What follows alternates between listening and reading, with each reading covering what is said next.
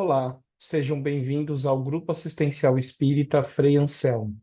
Eu sou Kleber Ferreira e hoje vamos dar continuidade ao livro Boa Nova. A lição será a número 7, A Luta contra o Mal. Mas antes eu quero pedir para vocês que curta, comente e compartilhe esse vídeo. É muito importante que vocês façam isso para que as nossas redes sociais, o canal do YouTube ganhem relevância. Vamos lá. Antes, eu gostaria de pedir e solicitar para quem puder e quem quiser nos doar mantimentos, alimentos não perecíveis, alimentos de higiene pessoal e principalmente roupas, agora que o inverno está chegando. É muito importante para as nossas obras assistenciais. Dito isso, eu vou pedir para quem puder e quem quiser ir fechando os olhos, procurar se aconchegar na sua cadeira, no seu sofá, onde você estiver, e nesse momento buscando o nosso Mestre Jesus e pedindo ao Mestre que o perdão por todos os nossos erros, mas gratos e felizes, Mestre, pelo seu amor, pela sua luz, pela sua paz e pela sua misericórdia, pedimos que esteja conosco durante esse comentário evangélico, hoje, agora e para sempre. Graças a Deus, graças a Jesus. Então, a lição número 7 do livro Boa Nova, a luta contra o mal. Eu vou ler e depois farei os comentários. De todas as ocorrências da tarefa apostólica, peraí, deixa que eu aumentei um pouco aqui, peraí, vamos lá, aqui. De todas as ocorrências da tarefa apostólica, os encontros do mestre com os endemoniados constituíam os fatos que mais impressionavam os discípulos. A palavra diabo era então compreendida na sua justa acepção. Segundo o sentido exato da expressão, era ele o adversário do bem, simbolizando o termo dessa forma. Todos os maus sentimentos que dificultavam o acesso às almas, a aceitação da boa nova e todos os homens da vida perversa que contrariavam os propósitos da existência pura, que deveriam caracterizar as atividades dos adeptos do Evangelho. Dentre os companheiros do Messias, Tadeu era o que mais se deixava impressionar por aquelas cenas dolorosas. Aguçavam-lhe sobremaneira a curiosidade de homem os gritos desesperados dos espíritos malfazejos que se afastavam de suas vítimas sob a amorosa determinação do Mestre Divino. Já nesse trecho eu vou deixar muito claro que não existe o diabo, né? Existem espíritos maus, existem espíritos ignorantes, mas o diabo não. O que existe e toda a responsabilidade dos maus sentimentos podem ser obra desses espíritos? Sim, mas se nós deixarmos que eles ajam sobre a nossa mente e sobre o nosso coração. Então, aqui eu vou chamar a atenção para a questão da responsabilidade, tá? É muito fácil jogarmos os nossos maus pensamentos somente na conta desses espíritos. Quando os pobres obsidiados deixavam escapar um suspiro de alívio, Tadeu volvia os olhos para Jesus, maravilhados de seus feitos. Ah, a obsessão é quando um espírito age de maneira negativa no nosso perispírito, no nosso pensamento, ou seja, nenhum espírito tem o poder de entrar no nosso corpo, não é assim que funciona, só para explicar. Jesus trabalhava como a casa espírita trabalha, cuidando do espírito e cuidando do encarnado. Certo dia em que o Senhor se retirara com Tiago e João para os lados de Cesareia de Filipe, uma pobre demente lhe foi trazida a fim de que ele, Tadeu, anulasse a atuação dos espíritos perturbadores que a subjugavam. Entretanto, apesar de todos os esforços de sua boa vontade, Tadeu não conseguia modificar a situação. Somente no dia imediato, ao anoitecer, na presença confortadora do Messias, foi possível à infeliz dementada recuperar o senso de si mesma. Observando o fato, Tadeu caiu em sério e profundo cismar. Por que razão o mestre não lhe transmitia, automaticamente, o poder de expulsar os demônios malfazejos, para que pudessem dominar os adversários da causa divina? Se era tão fácil a Jesus a cura integral dos demoniados, por que motivo não provocava ele de vez a aproximação geral de todos os inimigos da luz, a fim de que, pela sua autoridade, fossem definitivamente convertidos ao reino de Deus? Então, esse ponto aqui é muito importante entender que você não expulsa um espírito, né? Essa concepção de Tadeu estava errada. Você trata esse espírito, você doutrina esse espírito. Então, Jesus, quando fazia a cura da obsessão, ele não estava sozinho. Ele estava com os seus espíritos de luz que estavam ajudando esses espíritos que estavam buscando praticar o mal e também ao próprio encarnado. E claro que Jesus era a maior autoridade, Jesus é o governador do planeta. Tadeu não conseguia fazer igual Jesus porque ele não tinha a mesma autoridade moral. Aqui não é autoridade que foi outorgada de maneira, olha, a partir de hoje Jesus é o governador do planeta. Não, ele fez por merecer dentro da sua evolução. Então, Tadeu não conseguia fazer isso porque lhe faltava fé, lhe faltava moral e lhe faltava também preparo. Vamos seguindo aqui.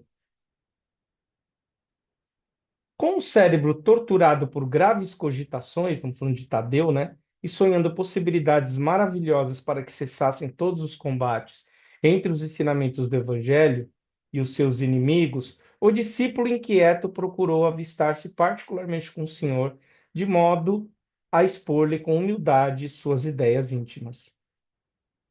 Numa noite tranquila, depois de lhe escutar as ponderações, perguntou-lhe Jesus em tom austero: Tadeu, qual o principal objetivo das atividades de tua vida?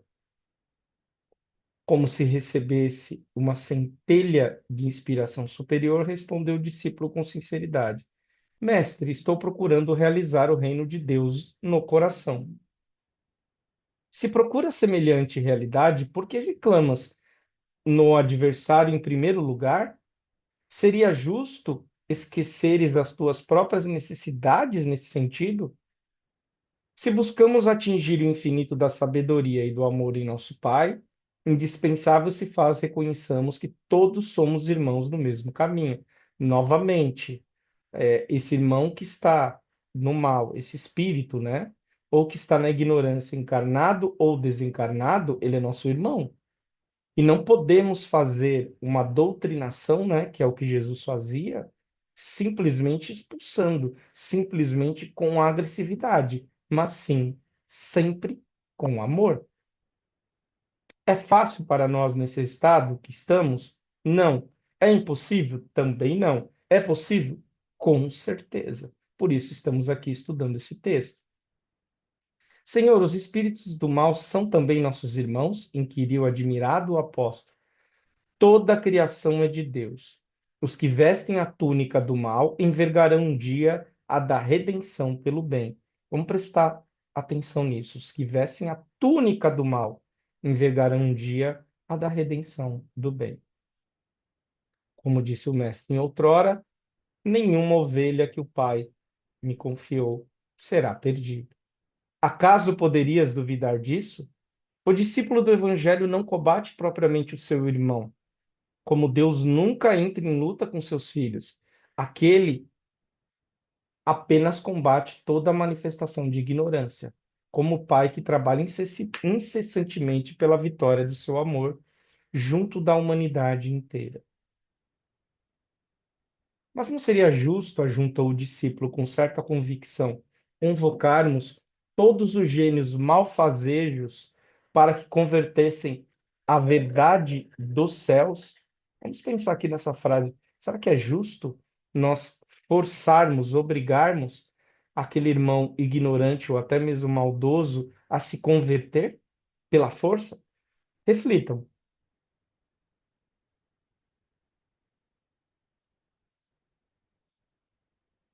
E aí a resposta do mestre aqui, né, com a sua sempre sabedoria de irmão mais velho. O mestre, sem se surpreender com essa observação, disse: Por que motivo não procede Deus assim? Porventura teríamos nós uma substância de amor mais sublime e mais forte do que a do seu coração paternal? Tadeu, jamais ouvidemos o bom combate. Se alguém te convoca ao labor ingrato, da má semente não desdenhes a boa luta pela vitória do bem, encarando qualquer posição difícil como ensejo sagrado para revelares a tua fidelidade a Deus. Abraça sempre o teu irmão. Se o adversário do reino te provoca ao esclarecimento de toda a verdade, não desprezes a hora de trabalhar pela vitória da luz, mas segue o teu caminho no mundo atento aos teus próprios deveres, pois não nos consta que Deus abandonasse as suas atividades divinas para impor a renovação moral dos filhos ingratos, que se rebelaram na sua casa. Se o mundo parece povoar-se de sombras, é preciso reconhecer que as leis de Deus são sempre as mesmas em todas as latitudes da vida. É indispensável meditar na lição de nosso Pai e não estacionar a meio do caminho que percorremos. Os inimigos do reino se empenham em batalhas sangrentas. Não ouvides o teu próprio trabalho.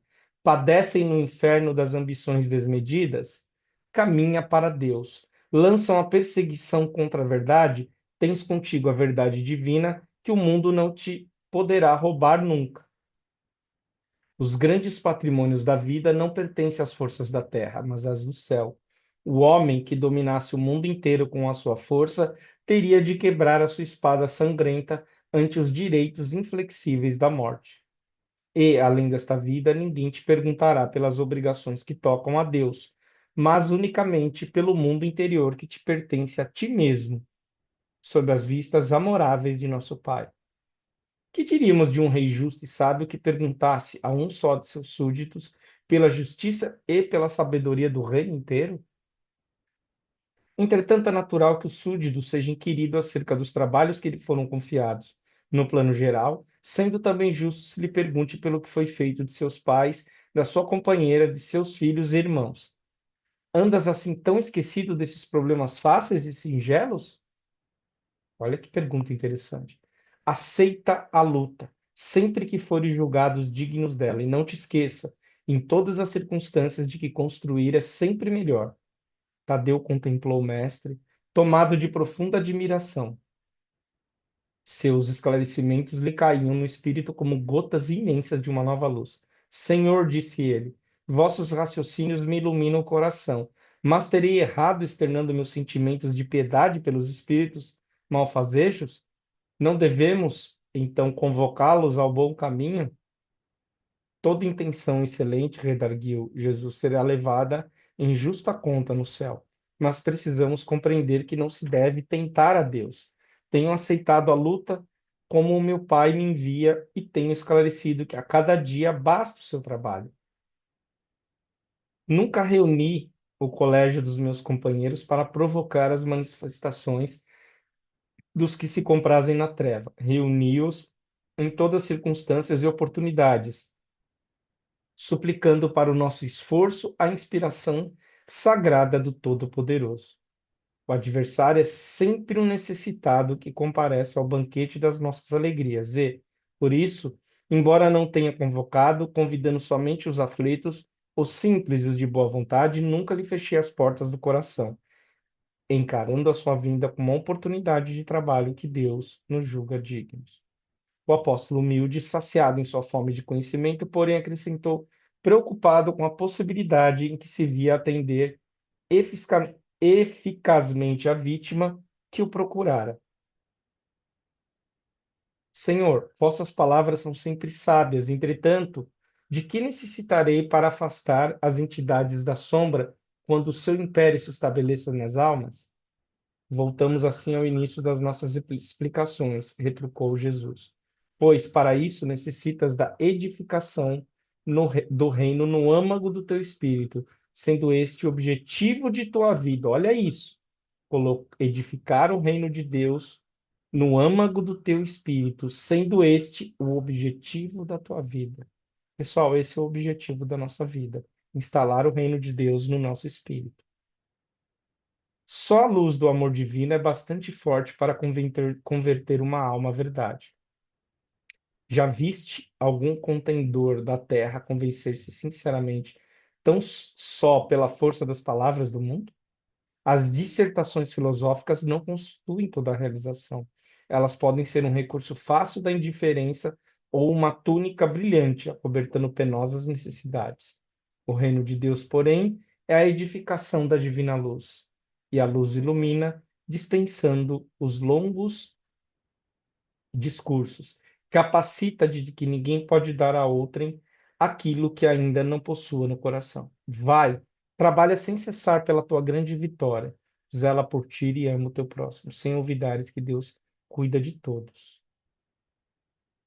Tadeu guardou os esclarecimentos de Jesus para retirar de sua substância o mais elevado proveito no futuro. No dia seguinte, desejando destacar perante a comunidade de seus seguidores a necessidade de cada qual se atirar ao esforço silencioso pela sua própria edificação evangélica, o mestre esclareceu aos seus apóstolos singelos como se encontra dentro da narrativa de Lucas. Quando o espírito imundo sai do homem, anda por lugares áridos, procurando e não o achando, diz: Voltarei para a casa de onde saí. E ao chegar, acha-a varrida e adornada. Depois vai e leva mais 7 espíritos piores do que ele, que ali entram e habitam, e o último estado daquele homem fica sendo pior do que o primeiro. Então todos os ouvintes das pregações do Lagos compreenderam que não bastava ensinar o caminho da verdade e do bem aos espíritos perturbados e malfazejos, que indispensável era edificar-se cada um a fortaleza luminosa e sagrada do reino de Deus dentro de si mesmo. Então, aqui, pessoal, é muito importante que a gente entenda que Tadeu, né, Judas Tadeu, ele questiona porque ele não conseguia afastar espíritos obsessores, como fazia Jesus. Ele também perguntava por que Deus não convertiu todos imediatamente. Responde Jesus, né, o que dá a entender é que o verdadeiro objetivo do discípulo não é transformar os outros à força, mas construir o reino de Deus dentro de si mesmo. Nós precisamos construir o reino de Deus dentro de nós mesmos. Vou repetir: Jesus disse que precisamos construir o reino de Deus dentro de nós. Somos todos filhos de Deus. Então, o mestre ensina que o mal deve ser combatido, mas sem ódio aos que praticam. Nós não podemos odiar esses irmãos. Olha a palavra, são irmãos. Não cabe ao homem resolver os problemas morais de toda a humanidade. Cada pessoa será responsável principalmente pela própria transformação espiritual. Precisamos entender isso. O exemplo e a luz interior possuem mais força do que discurso e imposições. Lembra? É o exemplo que vai arrastar uma multidão, não a palavra. A palavra pode até ajudar, mas ela também pode cair no esquecimento ou pode ser ignorada. A lição termina com a explicação de que expulsar um espírito perturbador não basta, é necessário preencher a alma com valores elevados.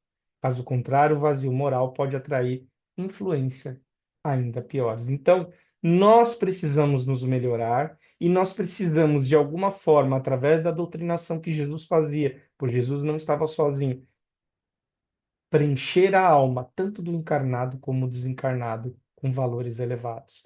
Podemos pegar, né? é, do capítulo 9 do Evangelho segundo o Espiritismo, a lição do bem-aventurados os mansos e pacíficos.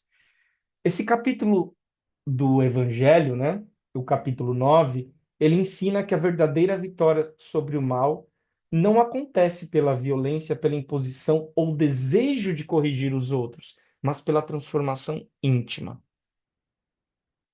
Uma frase muito interessante que acaba conectando esse texto da Boa Nova com o Evangelho é: a mansidão e a bondade são manifestações do amor ao próximo. Enquanto Tadeu queria combater diretamente os adversários do bem, Jesus mostra que o caminho mais eficaz é irradiar a luz através da própria conduta. E aí eu vou trazer aqui também a questão 642 do Livro dos Espíritos. A pergunta: bastará não fazer o mal para ser agradável a Deus e assegurar uma situação futura? E a resposta dos Espíritos: não. Cumpre fazer o bem no limite das próprias forças. Então, Jesus não orienta Tadeu apenas a evitar o mal, mas a trabalhar ativamente pela construção do bem dentro dele próprio, tornando-se uma fonte de luz capaz de influenciar os outros. Pessoal, é muito importante deixar claro que precisamos, como diz aqui, eu acho que é a frase dessa lição, edificar o reino de Deus dentro dos nossos corações. Essa é a nossa obrigação. Como vamos fazer isso? Utilizando o evangelho que Jesus nos trouxe. Então, aqui eu encerro esse comentário evangélico, agradecendo a Deus e a Jesus pela oportunidade de estarmos reunidos em seu nome e desejo a todos uma boa semana e que Jesus esteja com cada um de vocês. Graças a Deus, graças a Jesus. Até o próximo ensinamento. Curta, compartilhe e ajude a nossa casa. Maiores informações no freanselmo.org.br. Até a próxima.